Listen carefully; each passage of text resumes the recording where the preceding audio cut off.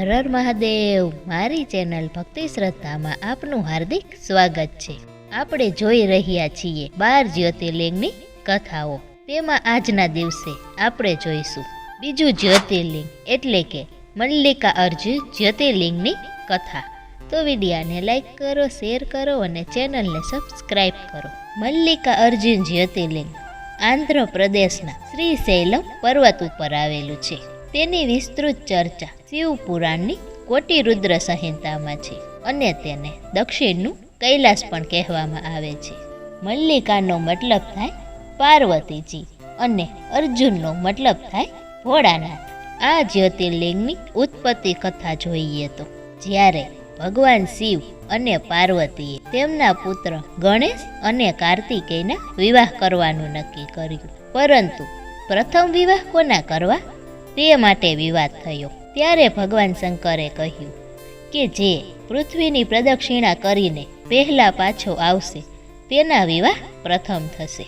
ત્યારે કાર્તિકેયજી તો પોતાનું વાહન લઈને નીકળી ગયા પ્રદક્ષિણા કરવા માટે, પરંતુ તે પાછા આવે એ પહેલા તો ગણેશજીએ માતા પિતાની પ્રદક્ષિણા કરી, અને માતા પિતાની પ્રદક્ષિણા એ વિશ્વની પ્રદક્ષિણા સમાન જ છે અને તેને 7 વાર પ્રદક્ષિણા કરી લીધી। ત્યારે ભગવાન શિવે તેમના વિવાહ વિશ્વરૂપની પુત્રીઓ રિદ્ધિ અને સિદ્ધિ સાથે કરી આપ્યા, પરંતુ જ્યારે કાર્તિકેયજી તાડકાસુરનો વધ કરી અને પાછા આવ્યા અને તેમને ખબર પડી કે ગણપતિના વિવાહ તો પ્રથમ થયા છે અને તે રીસાઈ ગયા અને રીસાઈને જતા રહ્યા ક્રોંચ પર્વત ઉપર।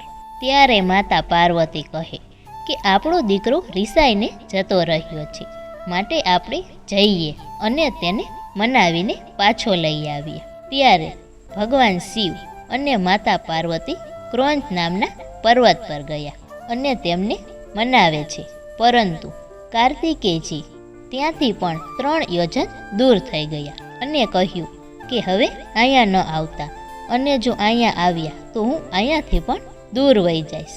જો તમારે મારો પ્રેમ જ જોતો હોય તો તમે ત્યાં જ જ્યોતિ સ્વરૂપે સ્થિર થઈ જાઓ। અને ત્યારે શિવ અને પાર્વતી તે જગ્યાએ ઉર્જાના રૂપમાં સ્થાપિત થઈ ગયા અને તે મલ્લિકા અર્જુન નામની જ્યોતિર્લિંગ કહેવાય છે। તેઓ ત્યાં પ્રકાશના રૂપમાં રહ્યા। તમે અહીં પ્રકાશના રૂપમાં બિરાજો અને શિવ અને શક્તિનો જ્યાં વાસ થાય ત્યાં ઉર્જા પ્રગટ થાય છે, એટલે કાર્તિકેયજીના દ્વારા મલ્લિકા અર્જુન નામનું જ્યોતિર્લિંગ સ્થાપિત થયું। મલ્લિકાનો મતલબ થાય પાર્વતીજી અને અર્જુનનો મતલબ થાય શિવ। ત્યારે માતા પાર્વતી કેવા લાગતા હતા? મલ્લી એટલે હંસ, હંસ જેવા ધવલ લાગતા હતા, શ્વેત લાગતા હતા, અને તે દીકરાને મનાવતા મનાવતા એકદમ કોમળ બની ગયા હતા કે મારો દીકરો મારાથી દૂર થઈ જાય। ત્યારે તે હંસ જેવા એકદમ શ્વેત થઈ ગયા હતા, એટલે મલ્લિકા। અને મહાદેવજી અર્જુન જેવા થઈ ગયા હતા। અર્જુન એટલે ઋજુતા, મહાદેવજી ઋજુ બની ગયા હતા। મહાદેવજી દીકરાને મનાવતા મનાવતા અંદરથી ઋજુ બની ગયા હતા, એટલે તે અર્જુન।